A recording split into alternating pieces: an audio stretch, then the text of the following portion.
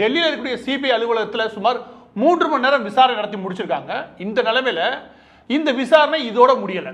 இந்த விசாரணை மீண்டும் ஒரு முறை உங்களுக்கு சம்மன் கொடுத்தா நீங்க வந்து முழுமையாக ஒத்துழைப்பு கொடுக்கணும் அப்படின்னு சொல்லி அனுப்பப்பட்டிருக்காங்க. இந்த நிலைமையில விசாரணை நாளைக்கு ஆரம்பிக்குமா இல்லாட்டி அடுத்த சில நாட்களுக்கு அப்புறம் திரும்பவும் கூப்பிடப்படுவாரா? இது எல்லாமே இந்த விசாரணையில் எவ்வளவு அவங்களுக்கு கிடைக்குது, எவ்வளவு இன்புட் கிடைக்குது அதை பொறுத்து வச்சுக்கோங்க. எனவே விசாரணை முழுமையாக நிறைவடையல. இன்றைய தேதியில் விஜய் அவர்களிடம் சுமார் 3 மணி நேரத்தில் விசாரணை முடிச்சிருக்காங்க. எனவே ஒட்டுமொத்த விசாரணை முடிக்கப்படலை. இன்றைய விசாரணை பொறுத்த வரைக்கும் என்னென்ன கேள்விகள் விஜய் அவர்களிடம் கேட்கப்பட்டது, எதை நோக்கி இந்த விசாரணை போகுது, உண்மையிலேயே விஜய் அவர்களிடம் சிபிஐ என்ன தெரிஞ்சுக்க விரும்புகிறாங்க, இது சம்பந்தமான முழு விவரங்கள் இருக்குல்ல, இதுதான் நம்ம இந்த வீடியோவில் பார்க்க போகிறோம். முதலாவது சிபிஐ என்கொயரியை பொறுத்த வரைக்கும் சுமார் 60க்கும் மேற்பட்ட கேள்விகள் இந்த 4 முக்கியமான விஷயங்களாக பிரிக்கிறாங்க.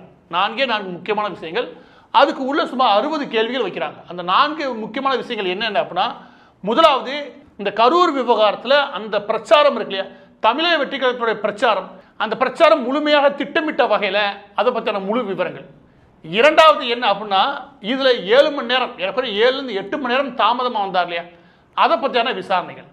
நான்காவது என்ன அப்படின்னா, இதுவரைக்கும் விசாரிக்கப்பட்டு கரூரில் நேரடியாக போய் சிபிஐ என்கொயரி பண்ணியிருக்காங்க.